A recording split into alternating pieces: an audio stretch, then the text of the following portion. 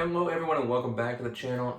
I am Tyler Dozon and this is a new episode of Football for Thought. It's a brand new year. We're now in 2024 and with brand new year comes brand new content. So I was going to start this off with the College Football National Championship, but as of today on Wednesday at 4:30 p.m. ESPN notified everyone of some big breaking news.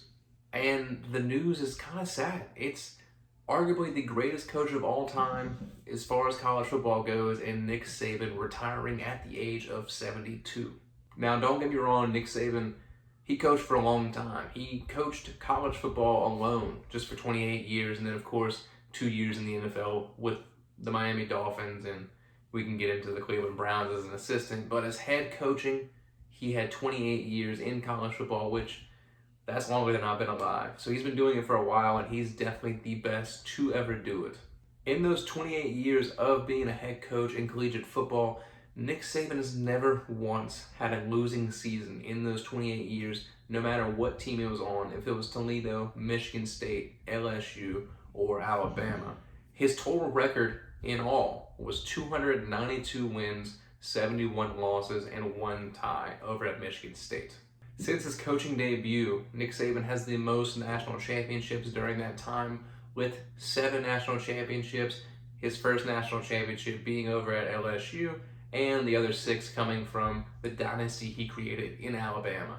It's a sad day to see a coach like Nick Saban leave, someone that's kind of built the foundation for college football, built a legacy, especially not only at Alabama, but just college football as a whole, as coaching, as players, the standards he brought. I mean, the man just pumps out NFL caliber players. Man constantly wins, shows people how to coach, shows people how to win. And I mean, look at the college football right now as far as coaches. They've all basically all the top coaches came from the coaching tree underneath Nick Saban. So all he's done for college football, thank you, Nick Saban, for doing what you do. You're definitely, in my book, probably the greatest coach in college football, behind, if not in front of, Bear Bryant, which ironically was Alabama as well. But what does that mean for college football now? Everybody kind of played to beat Nick Saban. Recently, it's been more of we're playing to beat Kirby Smart, but he's gone. So who will replace him? We don't know yet. And also, the reaction for people, not sure, because like I said, the news just came out. But that does raise the question, because they had some looming around with Jim Harbaugh after he won the national championship, if he retires or goes to the NFL. Same thing with Bill Belichick, which they did work side by side, him and Nick Saban, if he's going to retire or just go on to a different team. So maybe with Nick Saban coming out saying he's retiring, we will also get more news from more coaches later on. But like I said earlier, now we're going to get into the national championship. So let's dive on into that. The 2024 National Championship consisted of 2 teams that were still undefeated, looking for that perfect season at 15-0. The first one was the first seed, the Michigan Wolverines, and the second seed, Washington Huskies. This game was set up to be amazing, having not only the Heisman runner-up, not only one of the best, if not the best running back in college football, but on the other side of the ball, you have 3 wide receivers that are breaking records, being the best wide receiver core besides LSU's in college football. And then you look over on Michigan's side with one of the best defenses in college football. It was going to be a great game matched up going into it, and I was very excited to get and watch this game. So like I mentioned, Michigan has one of the best running backs in college football this season, if not in a long time, and in Blake Corum. And the game starts off with a 41-yard rushing touchdown on Michigan's opening drive, but not to Blake Corum.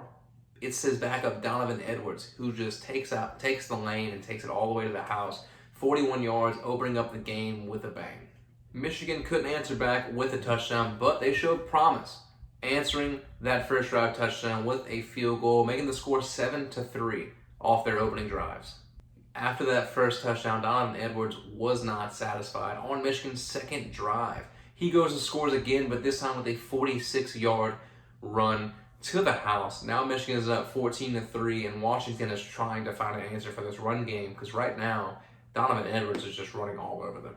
Washington then gets the ball back and is not able to score, but when Michigan gets the ball, Washington's defense finally they show a little bit of promise, stopping the run, stopping the pass, and they bend, but they don't break. They hold Michigan to 3 points, now making the score 17-3. And now closing on 4 minutes left in the first half, Michigan goes for it on 4th down, but Washington defense finally steps up, stops them, giving full momentum to Washington's offense. And you know what? They go ahead and take that, marching their way down the field and scoring right before halftime, making the score 10-17. Now, they definitely did some adjustments in the locker room during the half because, the third quarter was really just a stalemate. And the only thing that come from it was 2 field goals, both coming earlier in the third quarter, one by Michigan and one by Washington, making the score 13-20 going into the final fourth quarter. Now, finally, we are in the fourth quarter, and Washington defense is starting to budge, letting the man I was speaking about earlier, Blake Corum, score a 12-yard touchdown, finally putting his name on the board, letting Donovan Edwards get a little break.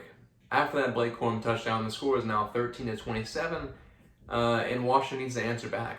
But there's now 4 minutes left in the game, and Michael Penix could not answer. He goes and throws an interception with the Michigan Wolverines bringing the ball all the way down to their side of the field in the red zone, then handing it off to Blake Corum for his second rushing touchdown of the day, giving a nail in the coffin at this moment, with the final score going and being 13-35.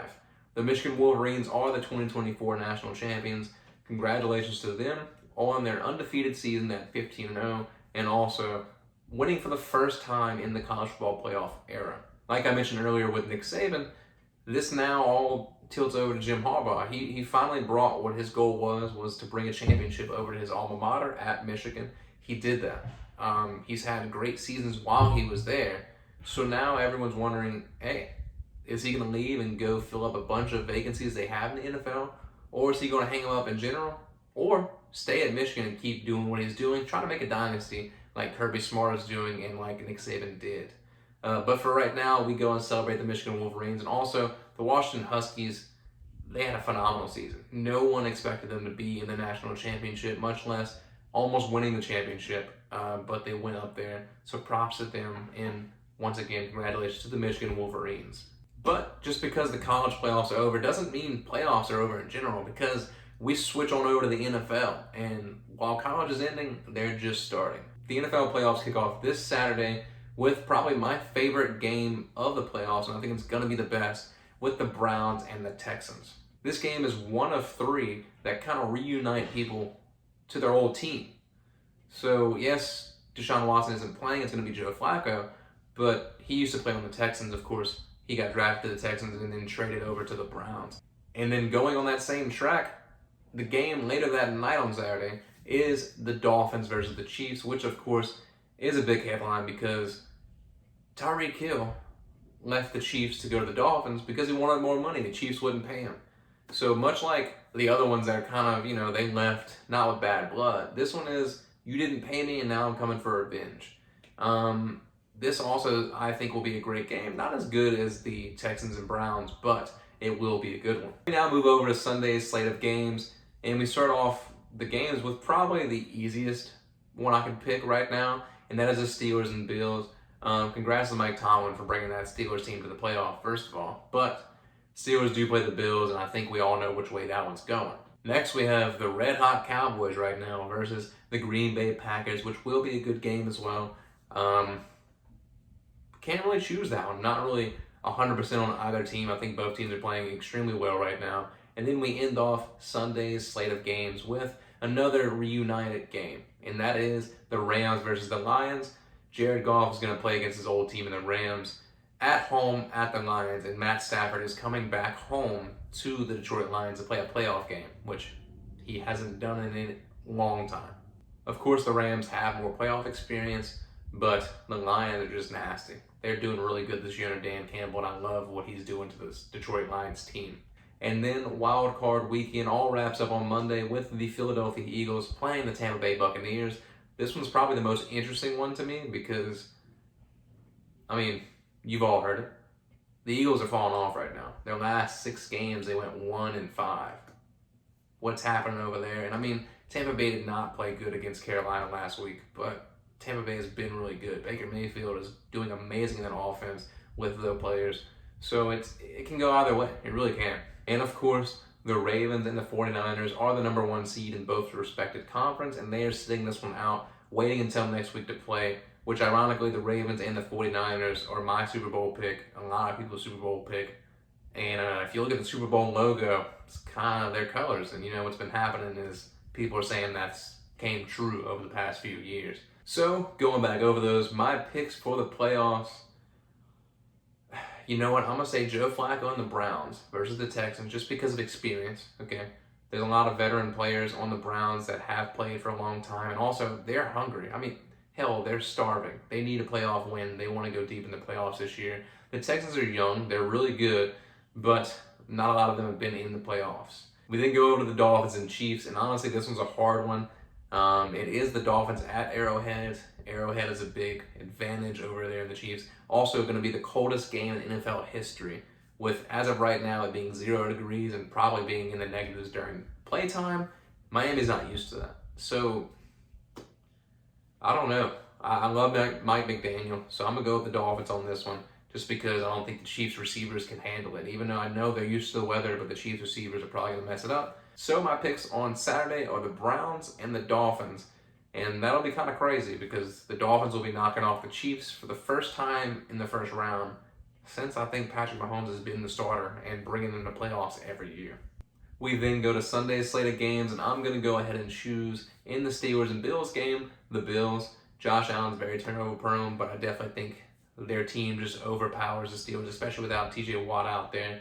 And then we go to the Packers-Cowboys. Dak is playing probably the best football he's played his entire life. CeeDee Lamb, of course, as well on the recovery of that. Now, the Packers are pretty good. I mean, I'm not sleeping on them at all, but I just think the Cowboys are overpowering that, especially with Michael Parsons coming off of the D line. I'm going to call the Cowboys. And lastly, on the Sunday slate of games, I have the Rams versus the Lions, and I'm going to choose the Lions. It's a lot of younger players, a lot, compared to the Rams, especially with them winning a Super Bowl just 2 years ago with their experience. I just think the Lions have it this year, and I don't know if they'll go all the way, but I do think they'll at least make it out of the first round, beating the Rams at Ford Field, and I'm very excited to watch this one. Hopefully that does come true. And for the Monday night game, the last game of Wild Card Weekend, I'm going to choose a weird one right here. Just like earlier when I chose the Chiefs going down, I think I'm going to choose the Eagles going down to the Tampa Bay Buccaneers. Yes, they didn't play really good at all versus Carolina last week, but I think they pick it up this time in the playoffs. And the Eagles just, I don't know if it's Jalen Hurts losing the locker room. I don't know if it's what it is. Maybe the tush push isn't working too much, but the Eagles have not found anything. And do I think they can in the playoffs? 100%, especially versus an opponent they've played multiple times. I feel like right now the Buccaneers are going to go ahead and take out the Eagles. So we'll see if those predictions are correct. That is my picks for the NFL Wildcard Weekend and the slate for it. I could miss every single one of them. I could be right on all of them. I don't know. But it is a very intriguing match. Every single one of them, honestly. Not just the Bucs and Eagles, not just the Bills and Steelers, but every single game this weekend I am looking forward to watching, and I will definitely get back to you guys with that. On our way into another league, just like how we went from college to NFL, last but not least, we are going to go into a new league, and this league is the UFL. Now, after the XFL and the USFL both ended, there was a lot of talks of them merging together, not only from Dwayne Johnson, Danny Garcia themselves, but from the USFL executives and just really anyone in the spring football community saying, why are we fighting for both these spots? Why are we playing at the same time, fighting for viewership, when we can just merge our leagues together? Because really it's all in the fun for football. Well, that's exactly what they did. They went ahead and finalized it and merged the XFL and the USFL into one league now called the United Football League, otherwise known as the UFL. I, for one, am very excited for the UFL because I loved the XFL and I did like the USFL. I didn't get my attention as much as the XFL, and that's possibly just because the players weren't as well known. But I'm very excited for both of these spring leagues to join as one instead of just kicking one or the other out. They both did have very successful seasons, the XFL in its first season and the USFL in its second, but now being one, I think that helps them out a lot more and definitely Like I said, it's for the love of football. It's for people that either couldn't make the NFL, got kicked out of the NFL, just to show their talents and get back into it. Because as we both know from the USFL and the XFL, a lot of players have been on the practice squads, if not still playing for the NFL team as of right now. A little bit about the UFL, they are an 8-team league. They got 4 teams from the USFL and 4 teams from the XFL, and they have merged them together to make the UFL. They're going to be in 2 divisions, just like the NFL with the AFC and NFC, but instead it's going to be the XFL and the USFL. That's the title of the divisions. And of course, with that being said, those are the 4 teams from the XFL and the 4 teams from the USFL. I will be making a video of the UFL by itself because I do love spring football and, go and explain it and get more into detail for people that are getting into spring football for the first time, because I have seen the UFL being advertised a lot more than the XFL, and especially a lot more than the USFL. Once again, it's basically the same league, but it's just opportunities. It's really opportunities for players to go and play football for the love of the game and just to show off their skills, and I'm very excited going into it. And I think they are doing this in amazing fashion by making the former champions of each league face each other in the opening day game, with the XFL's champion versus the USFL's champion on March 30th, and I'm definitely looking forward to that and will be reporting on that more and more. But as of now, that is all I have for this first episode of 2024. I am very excited to be back with you guys, and I hope you guys are enjoying the content as well. And I will be back with more content for you guys to go and enjoy. But for now, I am Tyler Dozat, and this was Football for Thought.